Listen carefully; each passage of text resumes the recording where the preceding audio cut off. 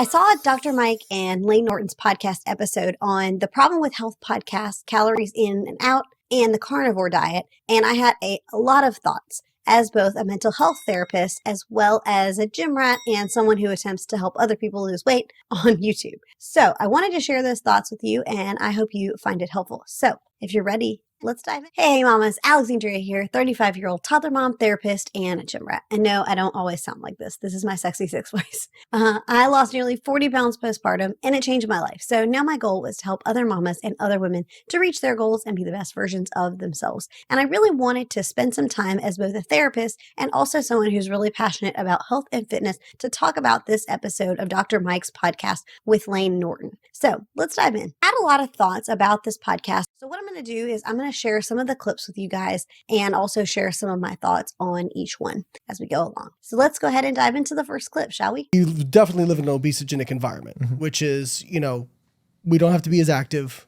Most jobs are sedentary now, and we have very free access to hyper-palatable, cheap, tasty foods that are very energy dense. Even entertainment has gotten less active. Right. Before, entertainment was like bowling, roller skating, dating out. Now it's virtual, MetaQuest, video games, online poker. Like nothing is travel inducing anymore. Exactly. So I think, that perspective is, in order to appropriately regulate our appetite in this environment, you need help. But I've seen enough examples of people who can, but it probably does require some training in mindfulness. Now, when we talk about like, how do we solve the obesity crisis? From a X's and O's standpoint, it's very simple. We've got to get people in a calorie deficit and sustain the calorie deficit. It's people, there could be a whole nother kind of 4-hour interview about like why calories in, calories out is absolutely valid. Yep. And has been, in my mind, you can never really prove anything in science, but there's enough convincing data to support it that I feel very comfortable saying I'd bet my life on it. So in the first clip, and again, this podcast is 2 hours long, actually 2 and some change maybe. So I'm not going to go through the entire thing. I'm just going to cut up some different clips and stuff that I thought were the most helpful. But if you've got 2 hours and you want to listen to this, I highly recommend it. I found it super helpful and super useful. And there are a lot of great information in there, but I'm hoping to provide some for you today.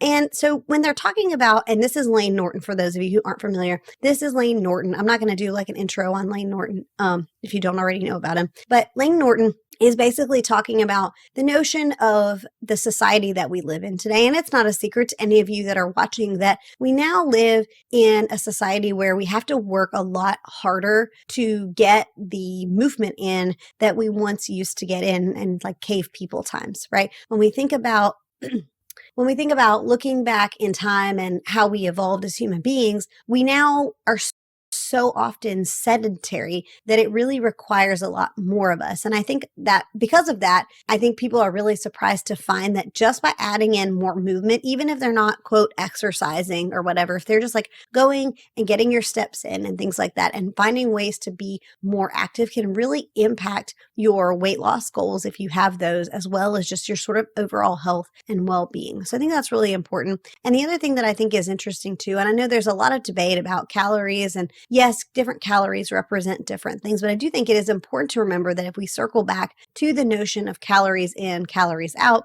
it is a valuable and viable way to lose weight. The challenge is not about can we calories in, calories out. It's the mental component behind calories in, calories out, and how we navigate and manage that. Let's keep going.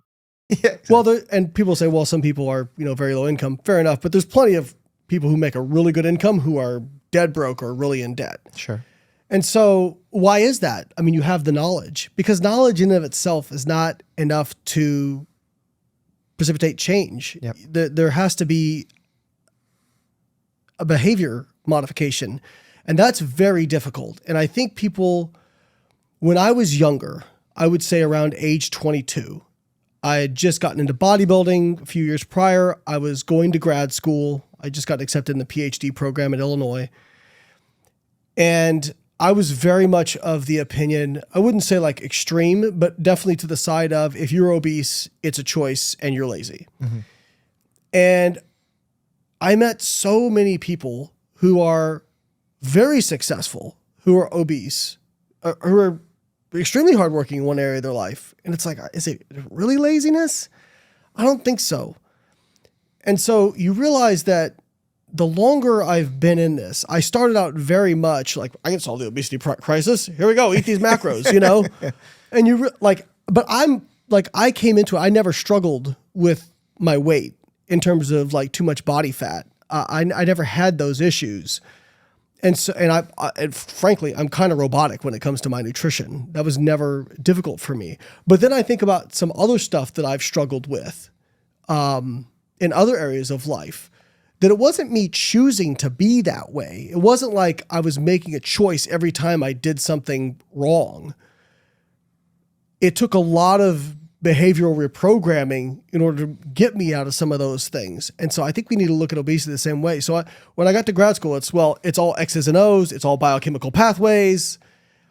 And now I'm very much more, we need to adjust behavior and focus on the art of behavior change. I want to take a minute to talk about, so Layne is talking again here. He talks for a good bulk of the podcast. Dr. Mike is, sort of co-talking with him. But anyway, at this point in the game, Layne is talking about behavior modification. And I wanted to, as a therapist, break that down a little bit more for some of you who aren't therapists or who don't have a therapist background. So BMOD, or behavior modification, is really just the idea of assisting clients to change and modify a behavior that they are participating in. And some of the behavior modification strategies that we use might be a rewards and consequences type system in sort of the grand scheme of everything. And so basically the idea is that we have to find a way to incentivize and motivate ourselves to get the work done. And Layne is basically suggesting here in the same way that it's not a problem of people who are lazy or not wanting to do the work. And I agree with him. I don't believe that people who are obese or are,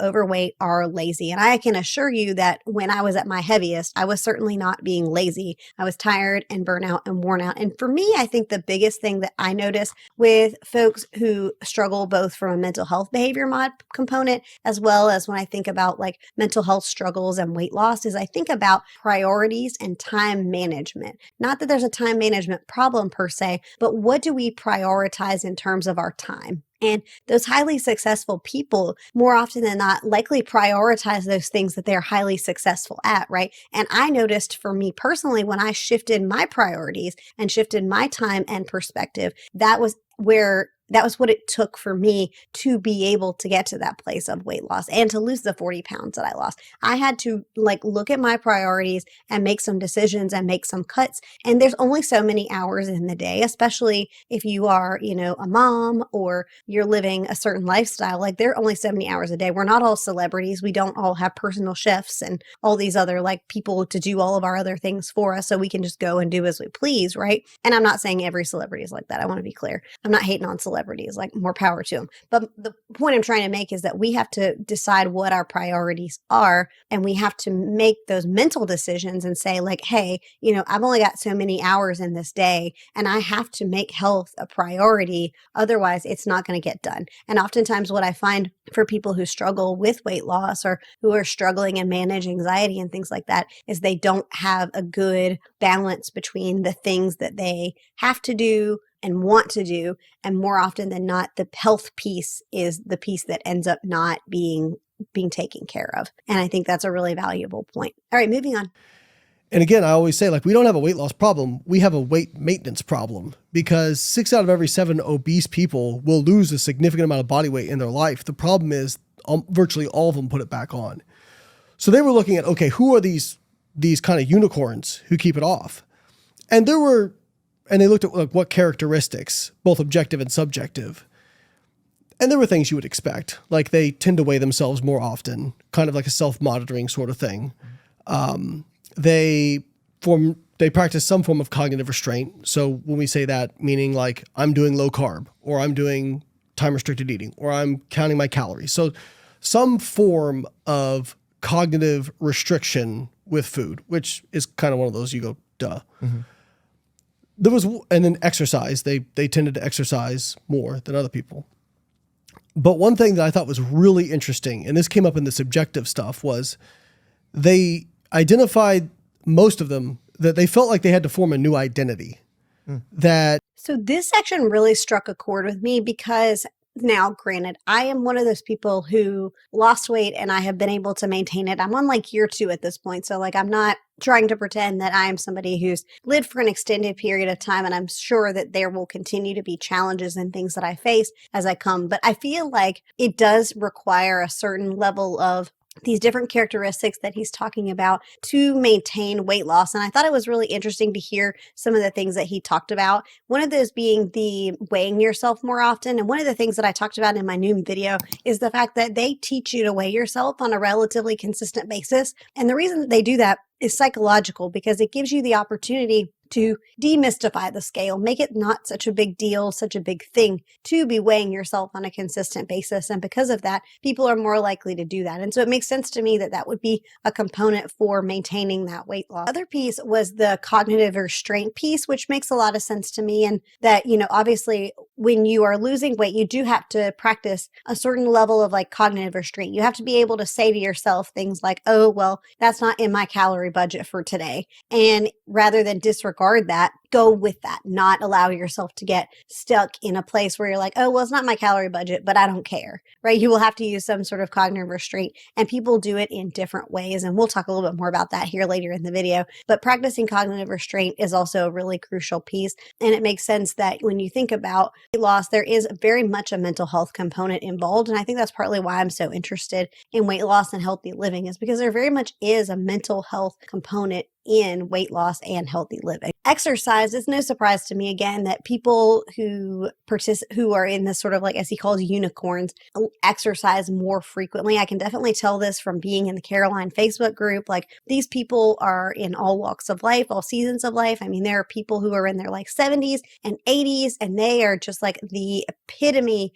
of health and wellness. And it's really cool, but it's also really crazy to see, 70-year-old people like walking around being like fit and jacked and stuff. And it's really cool. I think it's cool anyway. And to see them be so healthy and well. And I think that really speaks to the importance of learning to love the movement that you do and learning to love the exercise that you participate in, so that you want to be consistent with that. And then finally, the new identity piece. This one like smacked me in the face, because this was so true for me. And I think even in my individual video where I shared my story, that was the thing that I said. Like, I feel like I'm a completely different person. And I think some of that has to do with being a mom, but I think the other piece of that really has to do with the fact that because of the choices I make and, the way that I live my life now, I feel like a different person. I don't feel like the person, even, 40 pounds ago.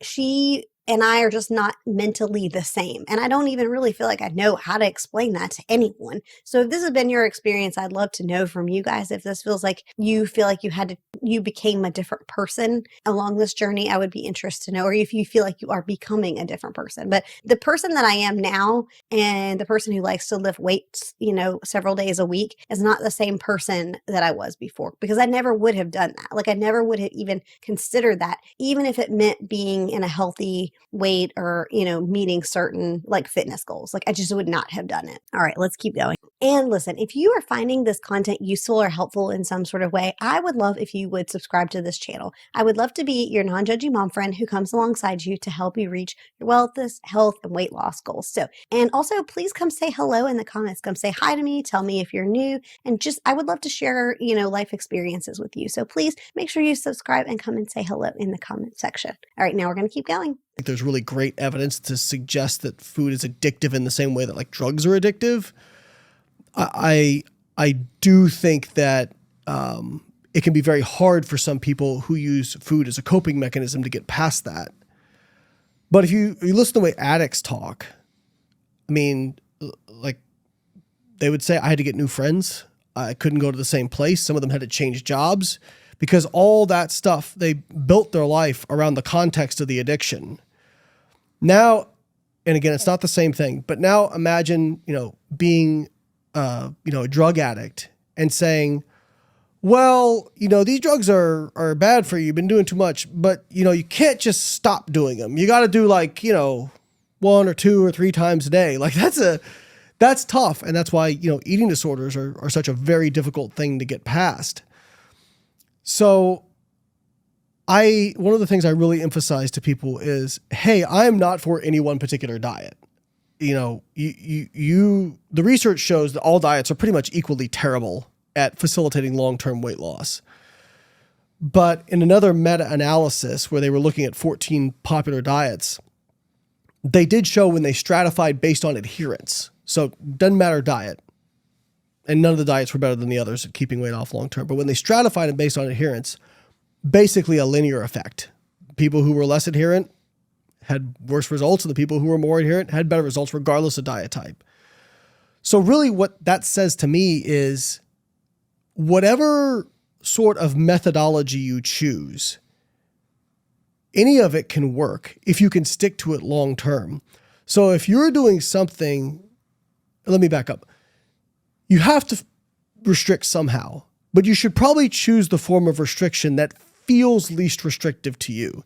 And I'm sure you've heard people say, man, I did intermittent fasting and I didn't even feel hungry. It felt like I wasn't even dieting. And then you hear people say, I did low carb.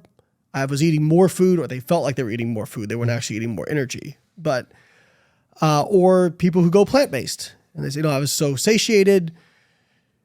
So any of those things can work. And so I think people get focused on the wrong things. And this is where I think misinformation is very dangerous. And I'll always tell people, I think having guidelines is a great idea, but I think having rules is a really bad idea. So this set of clips really triggered my therapist brain again. And it's really interesting when we think about and we talk about the idea of food and eating disorders and things like that. Now, I want to be very clear. I'm not a dietitian, and I also don't specialize in working with clients with eating disorders. So I want to be very clear right up front. There are some specialty licensures and certifications and things like that you can do to specialize in EDs, and I do not have any of those. But one of the things that I will say from your sort of cognitive therapist or, that sort of thing is that I do think that it's really interesting the way that he sort of frames it, not necessarily in the same narrative as having some sort of different addiction, but it is important to think about and understand when we utilize food as a coping strategy. And for some of us, that's easier to break than others. And I personally feel that. I have noticed, especially right now, I have some what I would consider relatively stressful things going on in my personal life. And I notice that my cravings are stronger and my desire to eat and randomly pick at stuff is higher because I'm feeling more stressed and anxious. And so I know that's just my body's sort of way of me managing stress because that's how I've, dealt with stress in the past. And I think there are a lot of people like that who, because they utilize food as a way to cope with things, it can be really, really difficult to sort of break up with food as that coping strategy. And this is one of the times where I really encourage for those of you who feel like you utilize food as a coping skill to seek therapy, to work through and find some strategies to help you process through what's going on and help you find some sort of healthy coping mechanisms to help you cope and respond in a healthier way so that you can utilize things like, I don't know, journaling, or maybe you just learn some new cognitive skills and, you modify some of those cognitive distortions that you're experiencing so that you no longer feel like you have to go to food or maybe alcohol or whatever those things to utilize coping skills. And you can actually use coping skills that will improve your body, right? I want to discuss from this clip that I completely left out is he talks about the idea of, what feels least restrictive to you. And I think that is a really interesting thing to consider when we think about how diets are all equally bad. And that's one of the particular reasons for me that on this channel so far, if you watch any of my other content, you know that I typically will preach a calorie deficit by way of calorie budget. For me, that is what feels least restrictive. But I think it is important for you to take your own personality into consideration when you think about these kinds of things, because the research apparently shows that it is really more about adherence to said diet than what you're actually restricting. So for some people, intermittent fasting may feel like a better or less restrictive way for you to manage your calorie intake, which is great. That's not me. I am the calorie budget person. I am the let me log my food, let me just see how many calories I have for the day and just eat. That feels least restrictive to me. It's kind of what I got used to via Noom. And so that's just what works best for me. For others, it may be following a particular quote diet. I don't personally really believe in diets. I find them to be more restrictive, but it really depends upon your personality type. I was I contemplated actually a video where I tried the carnivore diet, and I looked at the guidelines for that. And then I read something about how the potential for flu-like symptoms. If you've ever tried the carnivore diet, please let me know. Did you have like flu-like symptoms? I got to know. But my point is that I tried and I looked at that, and that felt extremely restrictive to me. That felt way too complicated for me as a mom in this season that I'm in to even try, because it just felt like that just felt really restrictive to me. But that may not be you. I have heard of people who love the carnivore diet and that has been really successful and helpful for them. And so I'm not throwing shade at them. If they're able to maintain that and that's what feels good for them, right on Sista. But for me, that's not what feels least restrictive. So I think it's really important that we navigate through this and decide for us what feels least restrictive to us, because that's the only way that you're going to be able to maintain this long term is what's going to be my new lifestyle? Who am I now? And how do I eat now? And for me, that's a calorie budget. But for you, you might fit better into one of these other categories. So keep that in mind as you move forward. And now we will move on. Or is it the fact that the average, based on I think it's production data, I want to say, the average calorie intake in the United States is about 3,500 calories a day, and we do less than 20 minutes of physical activity per day. Like, I know where my money's at, right? Like, sure, you can find an isolated nutrient that has every food, every nutrient has both good and bad things. Like, you can always find that. But like, let's not miss the broad picture here, right? But I think that sort of narrative doesn't get a lot of play. The idea that like, hey, like it really is overconsumption and people not doing enough, because people hear that. And if you're obese or overweight, or, maybe you're just not where you want to be, it feels like blame and shame. In fact, Lustig on Huberman's podcast, one of the first claims he said was, I'll paraphrase because I'll probably butcher it. Something to the effect of like calories in, calories out was created by the food industry. It wasn't, to like basically shirk responsibility for what they're doing. And that, it tells you if you can't lose weight, you're a glutton, you're a sloth. That's not what that's saying. You aren't a glutton or a sloth just because you became overweight or obese. What it's saying is for your given level of energy expenditure, you were exceeding that in your intake. That's all it says. Yeah. That's all it says. It's not a judgmental math problem. No. It's us as humans adding that to it. Right.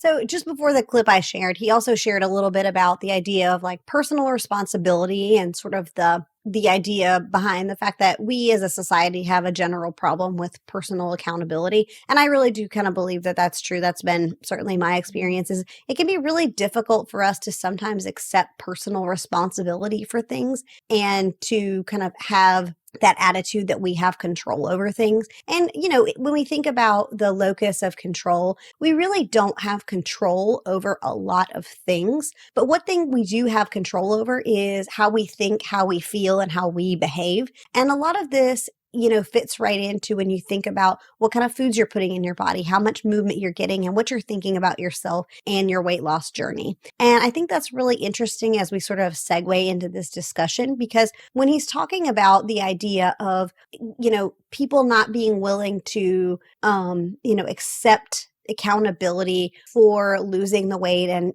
sort of getting misinformation about like, well, it's this thing, it's the sugar in bananas or whatever the case may be that's triggering you to maintain, the weight that you're in. But I think the important thing to also consider is the fact that as he says, it's not a judgy math problem, but I do think it's important to remember like the human condition. And so when we are in a position where we feel like we're not meeting our goals or we're not where we want to be, or maybe we are in a bigger body and we don't like that we're in a bigger body, right? There's nothing wrong with being in a bigger body. Again, it's that judgmental human nature piece. We feel shame and guilt about being in that state, in that position. And so it's very easy for us mentally to assign blame to ourselves or to hear that we're being blamed or judged for the situation that we are in. When in fact, if we were able to take sort of the blame and judgment out of it and acknowledge like, yes, perhaps for your certain condition of like how you're currently living your life, the intake of calories that you're eating doesn't fit with the amount of like daily burn.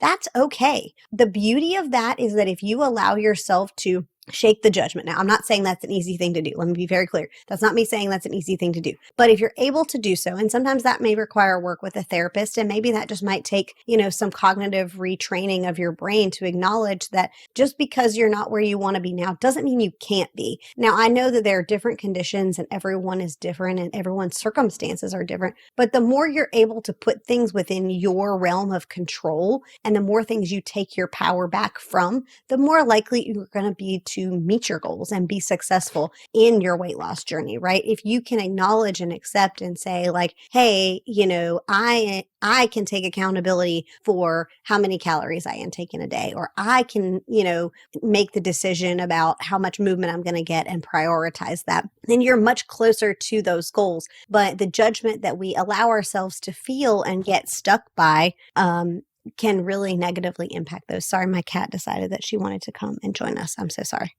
All right, we'll keep going. Hey, if you want them to make more healthier, lower calorie options, buy more of that. If everybody's, I say the same thing with social media content. Yeah. People are like, man, this clickbaity content, it's all I'm like, yeah, but that's what you guys consume. Yeah. Like, that's why it's popular. If everybody tomorrow was like, we're not going to stand for these idiots in supermarkets with their shirts off screaming about individual food ingredients, if everybody stopped watching that, guess what? They would change their content. Mm-hmm. And it's the same thing with these food companies. Like, they would change what they produce. Okay, I don't have a ton to say here. And yes, there's a cat tail. I apologize. I don't have a ton to say here. It's just that this was really interesting to me and stuck out to me. And I can definitely speak to this on a personal level from, when I think about creating titles and thumbnails and all that sort of stuff for the content that you guys are experiencing and seeing, it really points out this notion that like this hyper sort of speak about things, this misinformation, that's what sells. The things that are clickbaity. People say they don't want clickbait, but then those are the videos that they click on. That's the kind of content that they consume. And so as someone in the content creation space, it can be very tricky for me because oftentimes, I'll create this video and people won't watch it because it's not clickbaity. It's just true, factual, helpful information. But people don't want to necessarily hear that. They want the quick fix or the easy way. And I'm not saying that everybody is like this. And thankfully, there is information out there to dispel this stuff, which I hope that I am helping to do for some of you. And that's why I really appreciate, Layne and Dr. Mike kind of having a conversation about this. But I think it's really important that we understand that we don't have to be in a clickbaity culture. And we also don't have to consume, these types of foods. If there's something that you really want to happen and see, it's sort of this notion of like, put your money where your mouth is, right? It's like, watch the content that is true, honest, and not clickbaity and, for shock and awe factor. Purchase the healthier food items, because the more you do that, when you show by your wallet what you're interested in, that's what's more likely going to happen. So hopefully that makes sense and that didn't come off too weird, but we're going to keep moving. People have difficulty identifying real experts is because real experts actually don't sound super sure of themselves. Yeah. Because they understand that almost every question or subject, that there's a lot of nuance. Like when people ask me, is this bad? I'm going to be like, well, I mean, for who, for what condition, and how much? Most things operate on like a Gaussian distribution curve, like we could go into that. Like there's too little and too much. Yeah. Like the body's like Goldilocks, like the three bears, it likes it just right. If you get too, like inflammation's a great example. Mm-hmm. People think inflammation, bad. No, some inflammation, good. Like you need some inflammation. Like you are supposed to have some inflammation. I know it's a little bit different subject, but like even for building muscle, there's like an optimal inflammation level. If you get too high, it impedes the ability to build lean tissue. If you get too low, same thing. Now they moved into a conversation about misinformation and how misinformation sells. And they talk about sort of the notion of why it's so difficult sometimes, I think, for people to get trapped with the misinformation. And it really is because oftentimes the people who, are the subject matter experts don't sound as confident, right? They don't feel like they have the exact sure answer for every single thing because there is such nuance. Now, I'm not sitting here pretending that I am any sort of like health, wellness, weight loss expert in any way, shape, or form. I'm not a subject matter expert in this area.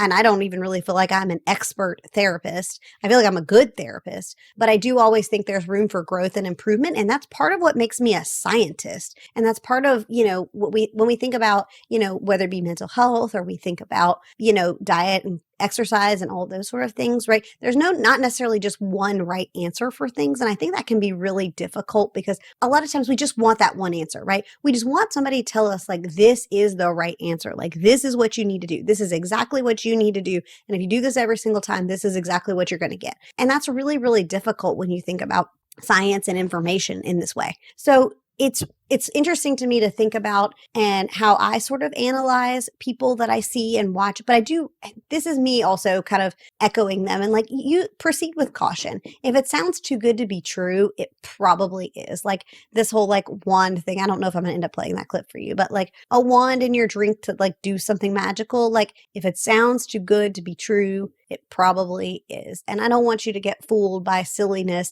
and information that's not true. So I do my very best to give you most accurate information. So if you guys have more accurate information than me, feel free to leave it in the comments because as I said, I'm not a subject matter expert. This is all based on my own experiences and my own research from this. And I hope that that's, that brief is helpful to you guys. So we're going to keep going because this is taking a long time. I'm so sorry. Right, like, we like to do stuff in groups, sure. Right?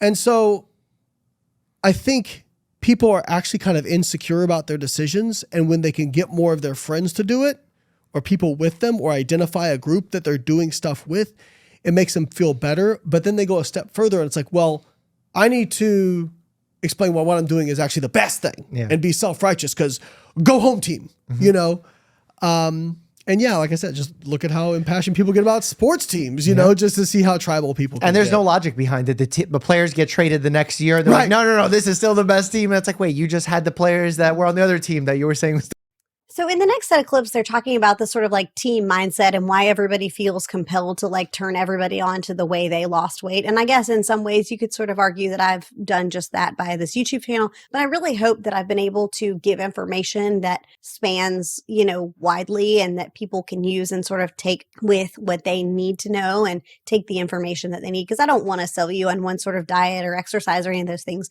I just want to share what's been helpful for me in the hopes that maybe it's helpful for you as well. But I do think it's really interesting when we think about like the human condition is like we as human beings constantly want to be doing something with people. We were created, in this attachment design. We were designed for human connection. And so it makes perfect sense that even something like a health and wellness journey, we would want people to go alongside us. And for me, I actually really didn't have a lot of I didn't really have somebody going alongside me, and I did use some Facebook groups and things like that, and that sort of served as support for me. But my hope is that I can provide support and be part of like your home team in creating content and speaking with you guys in the comments. So in that way, I think it really is useful psychologically for us to have people who are going along on this journey with us and who can support us and also who, see what we're doing and encourage us along the way because they're doing the same things with us, right? Like it's much easier to compete when you are trying to do so with a teammate, right? All right, keep going.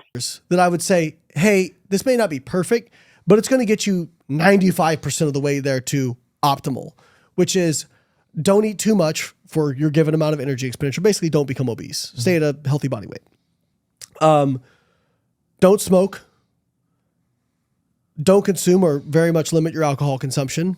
And same thing goes for drugs. Exercise vigorously. Sleep. Try to be consistent with it too. Like not just the duration, but also the times. And then the last one I've added is managing your psychological stress. Okay. I think that is the older I've gotten, the more I feel like I've seen that be very pervasive that affects, it's kind of like it affects all the other ones. Tip of the pyramid that comes down, right? That's affecting sleep. Why do people do drugs? I mean, like, I don't think many well-adjusted, other than people who get addicted to opioids and then switch to heroin, I don't think like a healthy, well-adjusted, low-stress person goes, heroin, I'd love me some of that. Just prior to this, they were talking about like health fads and things like ice baths and infrared and all that sort of stuff. And basically the idea of how do we use our time and just making sure that we're not sort of micromanaging our time in such a way where we're prioritizing these little like minor things that might quote optimize our life, but then skipping the workout, which is really the most important piece of the puzzle, and not overcomplicating things. I think we have a tendency as human beings to sort of like overcomplicate things because the simple way doesn't feel like that's enough. And so we want to overcomplicate things. And I think in some ways, health and wellness and weight loss is very much akin to that, because it's like, well, there's got to be a more complicated way than just calories in, calories out and exercise. But there's not. There's a lot to that. That doesn't mean it's easy, but it is not more complicated than that. It genuinely is not for most people. Not everybody, but for most people. But then the clip that I just showed you, he jumped to talking about all the different factors that contribute. And it really stuck out to me, his sort of comment on mental health. And we talked about this earlier in the video, so I won't spend much more time on it, but I do think it really is crucial to examine and understand. It really is interesting the way that we, as human beings, when we're not dealing with stress or we're not managing our psychological stress well, the way that that will manifest itself from a physical standpoint, whether that be from our energy or, whether that be from, different like disorders and things like that. And so it really is interesting when you think about sort of the whole person and well-being, the positive impact that things like movement can have on dealing with stress, because otherwise it becomes much, I don't want to say easier because that's not true, but it becomes much more likely that we're going to engage in those activities that are less healthy for us. We're going to wrap this up very soon because I feel like I've been talking for a long time and so have they. So let's do one more and then we're going to wrap it up. She was describing me as having PTSD and saying I'd been through trauma. And I was like, but that's like for soldiers and stuff, like I would always try to diminish it because I kind of felt guilty. And she goes, Layne, your body doesn't know the difference. Yeah. Like, yes, if you went through those things, that would also be traumatic. But what you went through was traumatic for you. The body, like, what do they say? The body keeps score, right? And I think I'm not an anthropologist, and I may be speaking out of my area of expertise, so I could be wrong. But I think I heard somebody who is well-versed in the area say, the human brain is great at doing what it's supposed to do, which is constantly scanning the environment for threats. 1,000 or 5,000 years ago, your threat was, can I eat today? Is something going to eat me today? Or is that tribe going to come kill me today? Right?